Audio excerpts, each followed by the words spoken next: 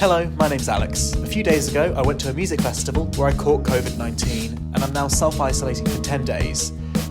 Every single day, throughout these 10 days, I'm going to be recording a podcast with someone interesting or cool, and I want to find out more about their passions, hobbies, and life.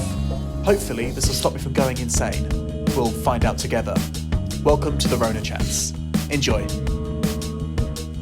Episode 10, the finale. I'm nearly free. I'm staring at the door, looking at the moment that I can leave it, but it's not over just yet. So we have one more guest. We are joined by the wonderful Alex Birchall, who is a fantastic person. He is the lead vocalist and one of many guitarists in Redwood. Alex, how are you doing today? Yeah, very well, thank you. Very happy to be here. Excited to have a chat with you. Yeah, absolutely. Thank you very much. How have you been finding the end of the world? What just happened? For me, it really went in like kind of like swings, really. Because first of all, I was a bit like, I remember the very first one. I was still living in London then as well, and I was just a bit like, oh my god, like this is I just didn't feel very real. I think the first moment it felt real for me was when I tried to go to Tesco to get some food, and I was like, oh my god, like it was the one in Brixton, and I just couldn't get anything. So like I woke up the next day at like 5 a.m. to get there for like 6 o'clock opening, and like there was like a queue all the way around the shop and stuff. So I was a bit like it seemed pretty like full on straight away. I managed to find some good routines and stuff to keep myself sane. I've moved house twice during this as well, so that was like, oh wow, yeah. So that wasn't super fun to have to do, especially because of not having to get many people to help you, because obviously people were self-isolating and not allowed to see other people. But it's been good. I've got some good routines in now. So for the first time ever in my life, I started running like 7 months ago. oh So wow. now I run a Okay. lot. And I remembered always with that person that'd be like, there is absolutely no way I can even run like 100 meters without keeling over and dying. But lo and behold, 500k later, I'm still here. So there we go. But yeah, no, it's been fun. Yeah. Very nice. Yeah, so you're one of the ones that has seemed to be quite productive, if anything, now. Well, from all the running and like, I mean, I couldn't do it. I'm far too lazy for that. I think I've made it sound like that, but I think 50% of the time I'll just be laying in my bed, staring at the ceiling, having a crisis, just thinking what is going on. One of them lovely 2021 crises. Yeah, literally. It's just because everything's just been like on pause, hasn't it? Or like, and it's like that frustrating pause where it's like, first of all, it's a bit like, oh, it's chill because I don't have to do anything to forward my life and make my life more like progress. But then after a while, it's like, shit, my life hasn't progressed, and I've aged what feels like like 3 years in the space of time. Maybe even been 3 years for some people, I think. And yeah, then you're just stuck in the same place still, and you're thinking, that frustration starts to creep in. But it's been good for recording though, because there's been a lot more time to write new songs and to kind of get stuck into that kind of stuff. Of course, because of course you released an album. Yes, we did. Yeah.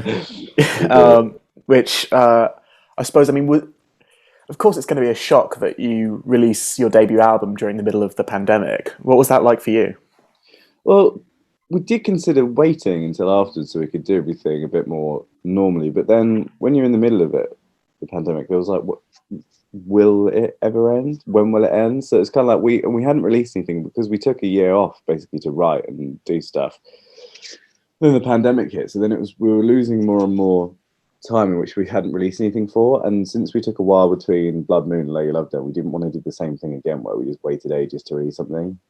But then obviously it was a really difficult time to be able to do things. So I think we kind of waited as long as we could, and then we're like, you know what, I think we can still put it out and then kind of pick up where we left off when we can play shows again, which is, coming up to that point now, which is very exciting. But it was strange. It was like, because the momentum usually comes from touring for us, because like we're very much a live orientated band. So it was really strange not being able to go to shows, sell records, chat to people, and just play, as much as we could, because we really wanted to, just because it was our first full length release. So we wanted to be able to play as many shows as physically possible, but alas, we could not, sadly. Yeah. Oh, it's a shame. But I mean, now, I know you've got shows booked in. Is it the album release in Dalston? Am I correct?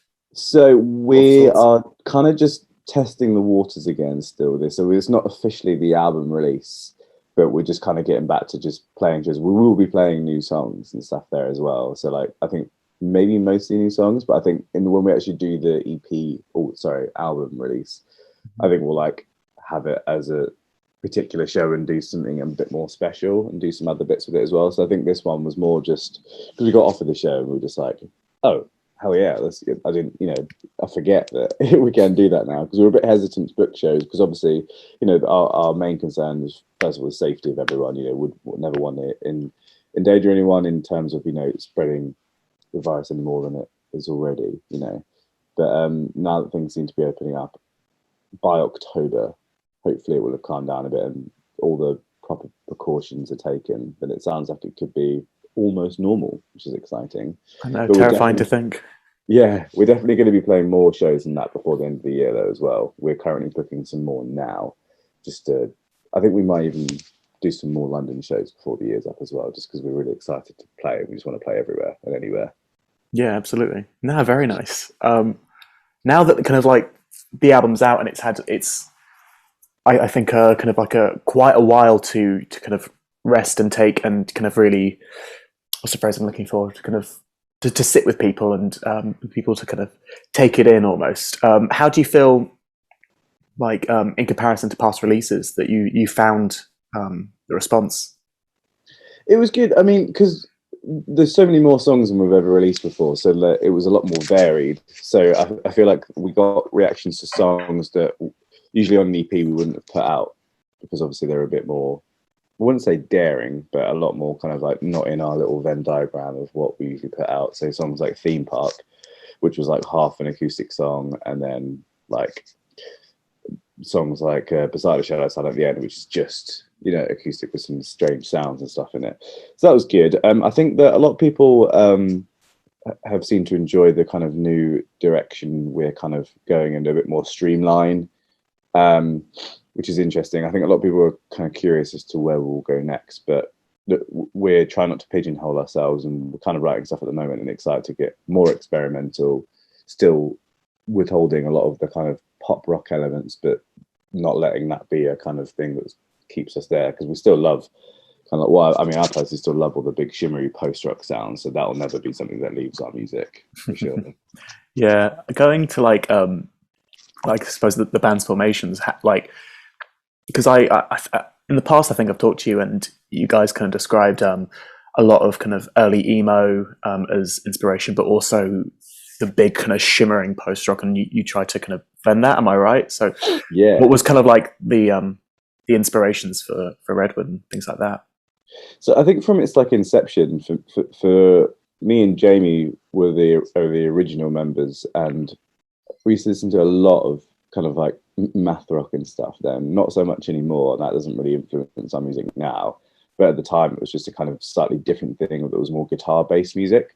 And obviously, we both love Block Party, especially Jamie, and that kind of like guitar-orientated stuff that's playing melodies and stuff that would usually be on vocals, and just playing around with effects was definitely from the off for us, because it was just something that was a bit more interesting. I remember I just used to listen to heavy music all the time, and then I found a band called From Indian Lakes, and I've spoken about them probably billions of times in every kind of interview I've ever done, but they were the first band I listened to that were of the genre of kind of like, I don't want to say emo because they're not emo, but like that kind of like, alternative rock that's a bit more just heartfelt and stuff.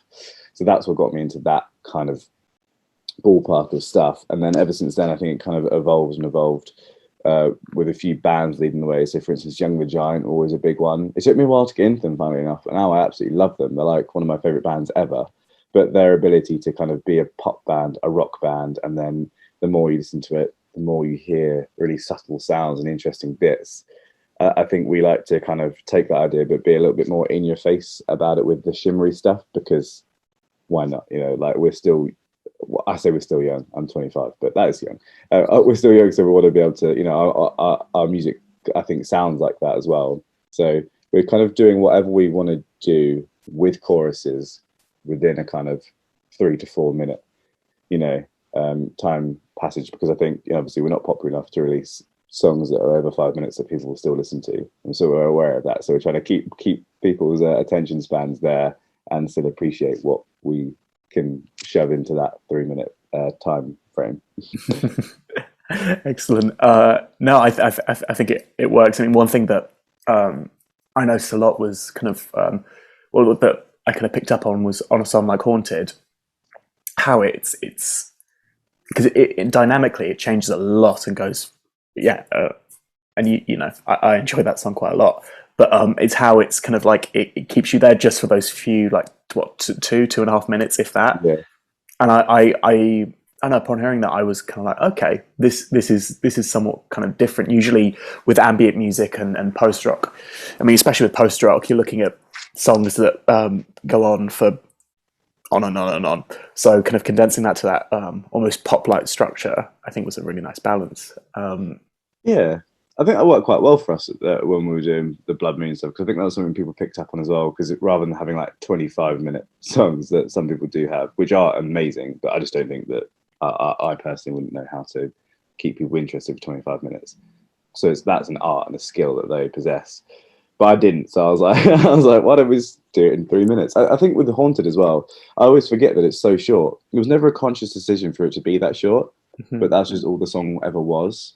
So it was like, it never was any more or any less than that. That was always just a song, that amount of time there. So it's funny to think that it's what, like 2 minutes 40 or something like that. I can't remember, but like it's funny when I hear that. 'Cause for me, it's just Haunted. But then again, it you know, you see the track listing on Spotify when you're looking at bands, you see a song that's 2 minutes 40. You're like, oh, is that like a full song, or is that like a, you know, a modern baseball song where it's like everything's under like 2 minutes, which they're great as well, of course.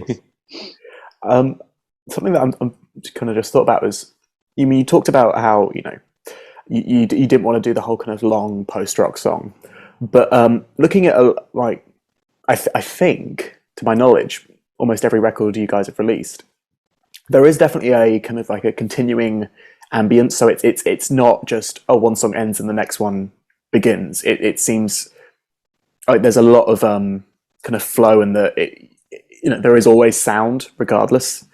I suppose, like, Yeah. do you think that in a way was kind of like lending, I guess you could say, to that world of post rock where there is that kind of continuity and just and those long kind of shimmering sounds that just go on. Yeah, definitely. I think that one thing that I do like about albums that have that is that when you listen to an album, it's a bit like an experience that you start from start to finish, and we kind of didn't want to drop the listener at any point. So for our live shows, we never have any silence either musically. I mean, I don't talk tons anyway, but we always make sure that as soon as the song finishes, there's always an ambience there, because I feel like it's so, like, you know, when you're like listen to music and then you take your headphones out when you write, it's so stark, isn't it? And the change between having all these sounds in your head and then just nothing. I feel like that's too stark and kind of almost feels awkward for me, like when we're playing live, when we used to like have nothing there afterwards. I'd feel like so we kind of translated that to the album as well, so that there was always something that was from us that was written that would be, you know, still playing and weaving you through song to song. I think is kind of like our thought process behind that. Okay, cool. I suppose looking at the new album, and I think it's been consistent throughout the Redwood releases, but kind of one thing I find really interesting is how you guys put in a decent amount of effort into the visual art. So album covers, lyric videos or music videos, things like that. And I think it's almost like it feels like that it's important that there's a visual representation of what goes on in the music for you guys. At least that's how it comes across. Yeah, I think for me as well, like I remember the days when you used to like walk around like HMV and stuff and look at albums to buy. I think the first thing for me, before names or anything, when you're just looking for new stuff, was always the artwork. So it's like, if a band's artwork's really cool, I was more likely to pick it up and give it a go, even if turns out I didn't like the songs at all. But for me, that was a real kind of important one.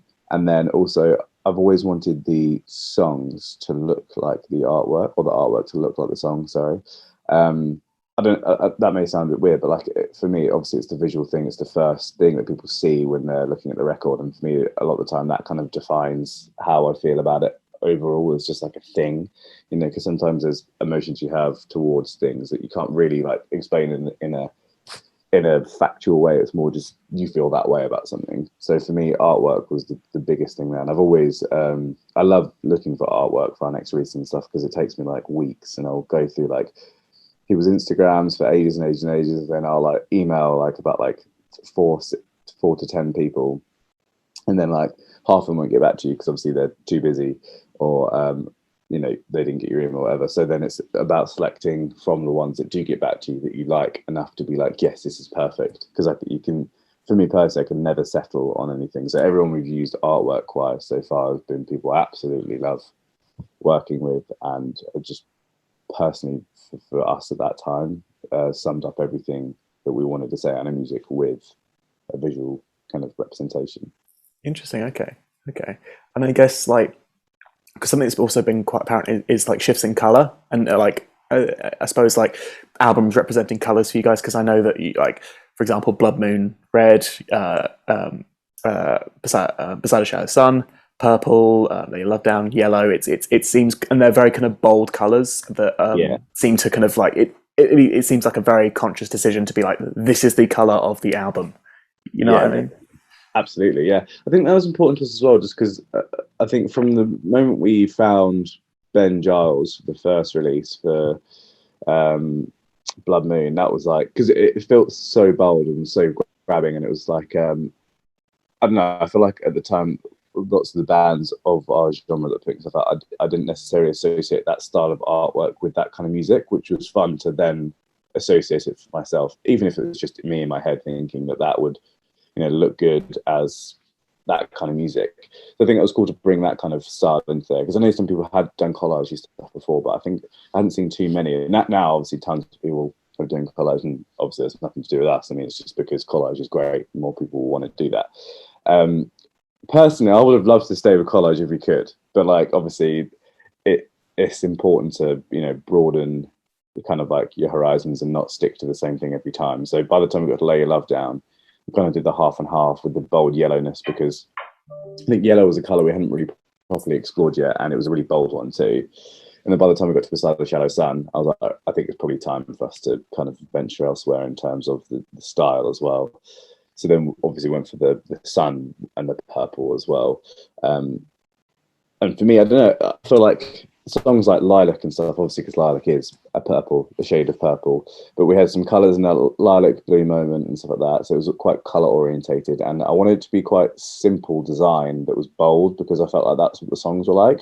Not simple necessarily in terms of the parts, but like simple in terms of kind of, I think they were the most easily digestible songs we had, but with the most kind of like intricacy and interesting stuff like bubbling under the surface that may take you a few listens to get to, you know, or like things you'll discover along the way and kind of attach more meaning to. So that's kind of the less is more kind of thing with the artwork seemed to fit with the songs. Okay, interesting.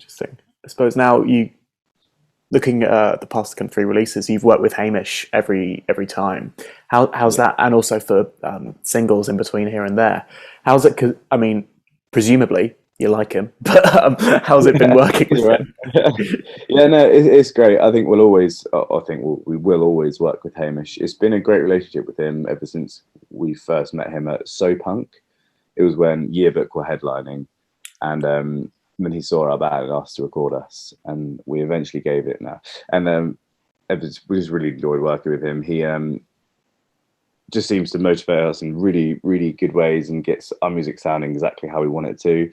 And he's really good at recording stuff super loud, and we like playing really, really loud, as you know. And I feel like we wanted that to come across in the record too, because obviously there's certain, well, maybe this is just a personal thing, but I think there's certain kind of like, I don't know, tonality and emotion that you can't necessarily convey as well at lower volume and stuff. But we really crank everything to get it to sound how we do live, and we just think it works nicely. It translates perfectly. Like the idea I have in my head of how songs will sound, he manages to just get them sounding like that, which is great. and it's just a fun time as well. Like we love staying up in like Nottingham with him as well, and just like have a good old time, good old laugh. I think I'll probably laugh the most I ever laugh when I'm in the studio and just do like just act so stupid and just muck around. But then obviously when it comes to recording, it's funny, we're all very serious and like, you know, working everything out to the nth degree. But then as soon as like records come off, we're just like just a bunch of silly idiots. Suppose when recording week comes around, or those few weeks, is it a bit like kind of looking forward to a holiday? Yeah, it really is actually, because obviously there's the looming stress of making sure that you get everything done and everything's right, because we're all so like, you know, professional, of course, as we need to be. And making sure that everything's perfect, but like it is a holiday because there's no one says you can have fun while you're doing stuff that's hard work, you know. And it's the early mornings as well. We're like last time me and Hamish waking up like 6 a.m. and stuff, and like going for like a swim and stuff first, just to do that kind of stuff. But it is really fun. And then obviously the evenings are just like hanging out and stuff if you can stay awake past 10, you know. And then like going to the local Wetherspoons, yeah, it's fun. We don't really drink much recording week, obviously, because you got to protect your precious vocals. Exactly, yeah. But no, it's such a laugh. Yeah, I love it. Yeah, and now like I guess also a bit of a holiday is touring, because I mean, like I remember a couple of years ago where you guys did the tours with Drawstring, right? And then also did the EU tour as well, so both the UK and the EU. How was that, just kind of like taking time off and just being able to just like travel to a bunch of different places and just continually play shows? It's really, really great, and I'm so like grateful to be able to actually do it. Well, like when we do it, and for people to actually come, because I still have this thing where every show we book, I just don't think anyone's going to show up ever. I know it's silly, like even if we've sold tickets, I just think no one's going to come. And then every time we play and people do come, I'm like, So like, it's the best feeling, especially with people like Drawstring, because they're just the sweetest, loveliest guys ever. And we have so much fun with them. And they're incredible musicians as well. Like every night watching them play, like it was just amazing. And like they'd always do something slightly different on different shows and like do cool different live versions of their songs. And for them it seemed such like a casual thing. They're like, oh yeah, we're just gonna do this, and then you hear it and they're like, oh my god, like that's actually insane what you've done. So that was really cool. And just meeting people as well, like especially in Germany, we played in Berlin and stuff, like everyone was just so nice, and like response was crazy and everyone was lovely. I think my favorite place to play is still London though, just because it feels like, I don't know, I spent most of my last few years of my life living in London, and obviously I lived in Stevenage when I was growing up, so London was always like really close to me. So now and I used to find London so big and scary, but now I'm older and I play here, it makes it feel smaller, and it's really nice to be able to, you know, be inside this big city, play shows, and have people actually want to come see us. Like when we announced this show, the last one, I was like, in my head, I was like, no one's gonna come. But we've already sold like over a quarter of the tickets already. Like it's selling fast, and there's only 2 months, and there's still 2 months to the show, and with like they're selling really fast. I was like, oh god, like people actually still care, which is good. And they don't have to, which is the best part. You know, there's no obligation for anyone to give a shit about us, but people still do, which is really lovely. So we're always so appreciative that any one person comes to our show. So it's really great. Is there like a show that stands out where you look back and think, oh, I'd do that again? Yeah, there are a few. I think one of my favourite ones I did, so obviously the obvious ones are the London ones, because every time we play London it's just great, but I really enjoyed playing Bristol as well. It was because obviously I used to go to university there as well, but even though all my university friends would come, there'd always just be like people about and stuff like that as well. So I think we played the Old England, and that was crazy. Like there was like people like yelling all the words and stuff, which was great, and that was a really fun one. But I think the Borderline in Soho we played in London was my favourite, with Decade. I remember it. That was so good. Yeah, I loved that. Yeah. It was just a really fun day, and like it was just it's sad now because the Borderline's gone. Yeah, which is rubbish. But like it was such a cool venue, and that was that. We signed to FBD that day as well in the venue, which is cool.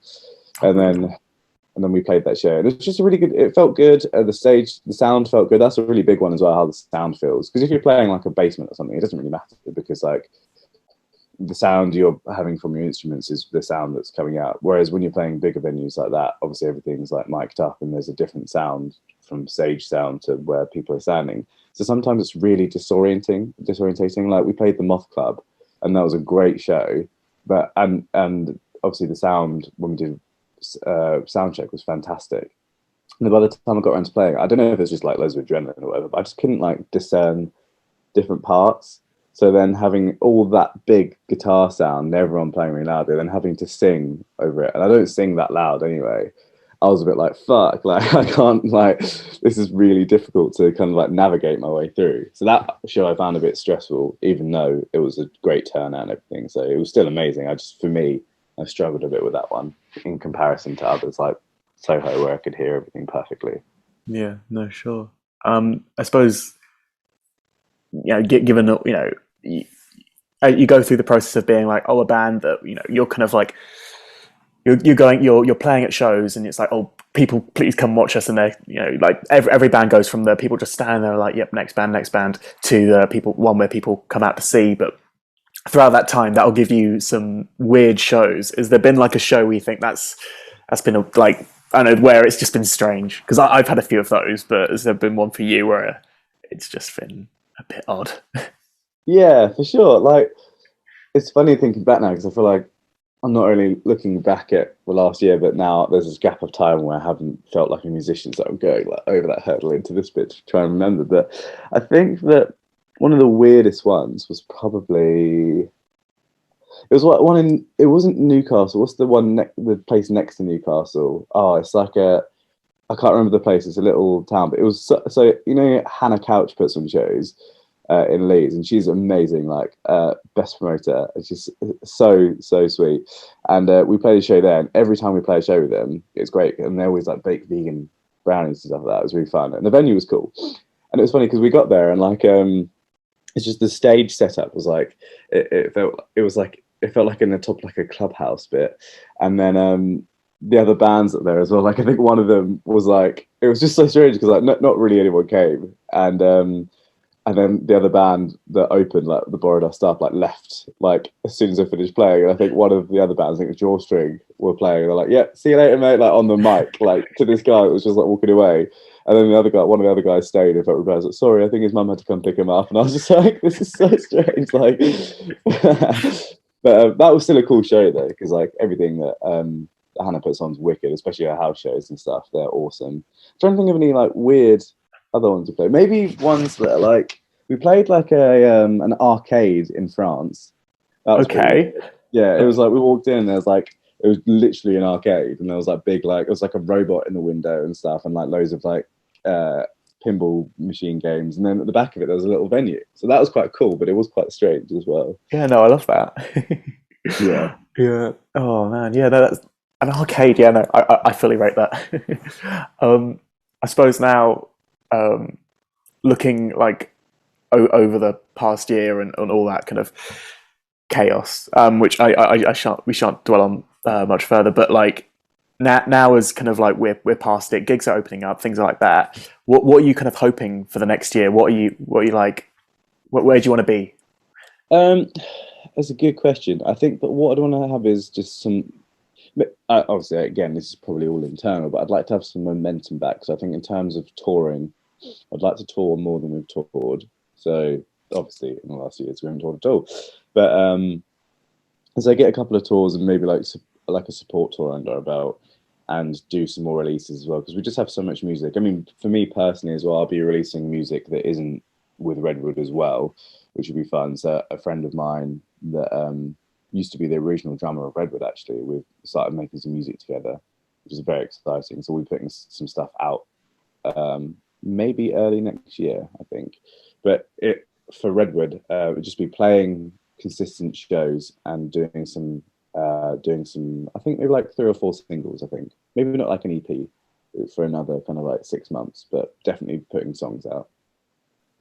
No, very nice, very nice. Yeah, sure. Yeah, I mean, like, I imagine for any creative, and I can speak for myself when I say it, that like now it's just kind of got to the bursting point where it's like, right, everything's open. I need to go out. I need, music has to happen. I need to go to shows. I think like the first week of September, like the first 7 days, I'm going to 4 gigs, which is just 2 of those are festivals, and that's gonna be a tough one. So no, I totally get you where it's like now we're out of it. It's like got to do things, got to go.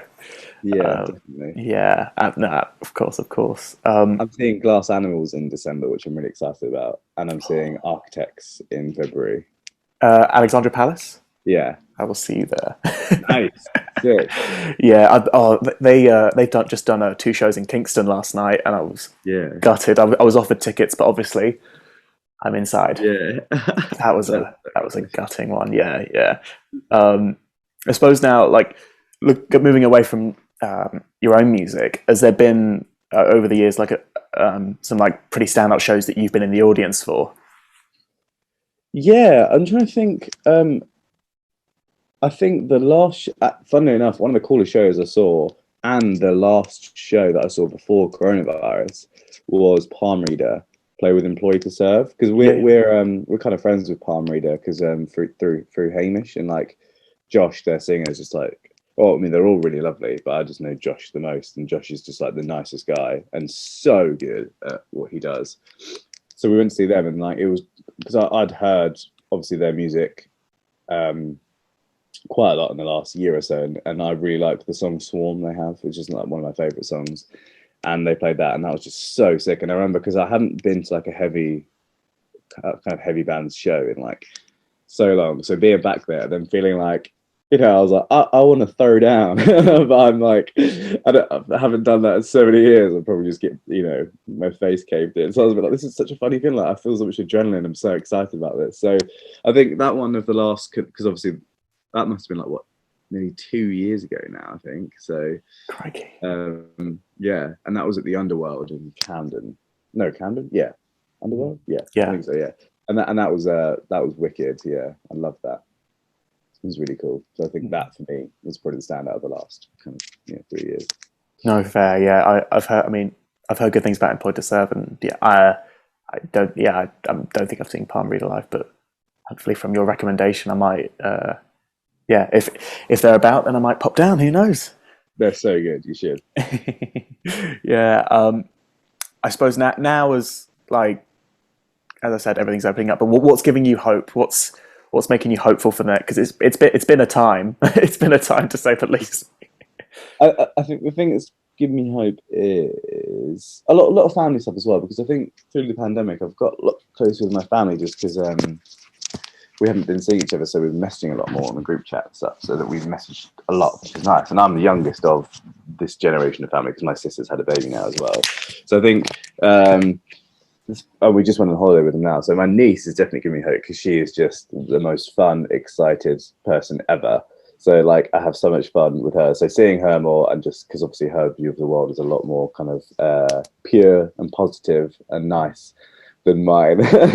So it's like it's lovely to kind of just spend time with someone who is just so excited by everything in the world. So that definitely gives me hope. So I love seeing them and going and spending time with them. I think releasing music as well.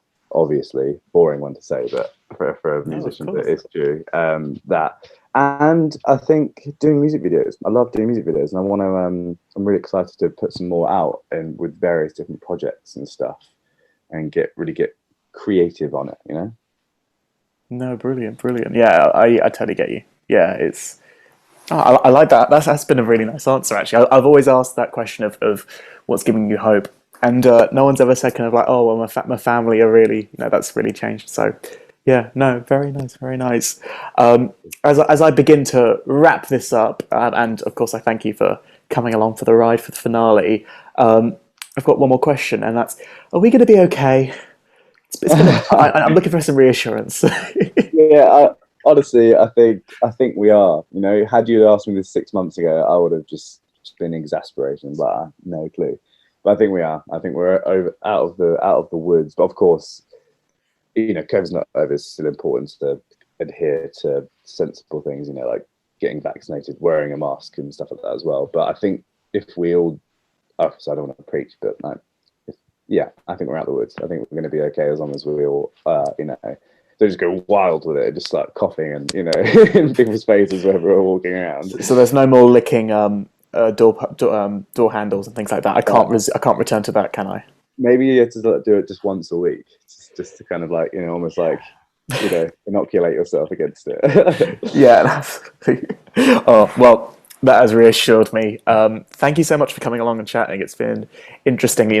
Obviously I'm a fan of you guys, so what these podcasts are a great opportunity for me to just ask questions that I usually never have the answer to with friends and people I know. So thank you very much for coming along. No problem. Thanks for having me. Yeah, where can the lovely people at home find you? Feel free to plug. Yeah, well, Spotify. Spotify's our main one, so obviously Apple Music too are on there, but Spotify's our main go-to. But Instagram, Facebook, and Twitter, we're all on there as well. Obviously, just under the name Redwood. I believe it might be Redwood with 6 O's on Twitter because I don't know why. But if you type in Redwood on Instagram, it should come up. So, excellent. Yeah. We can find that all in the description. Once again, I'm very grateful to Alex for joining me for this time, and that's it. It's the end of the podcast. We've reached our 10th episode, but you can look at all the episodes. They're all on this YouTube channel. Just check the playlist link in the description. We've had some beautiful, wonderful guests. There's been too many to name now because I've been in this house for 10 days and my brain is melted, but playlist is in the description. So once again, I thank Alex and I thank you for coming along to the ride. I'm about to go outdoors. So thank you very much. You've been listening to the RONA Chats, and usually I end it with I'll see you next time, but I won't. So just see ya.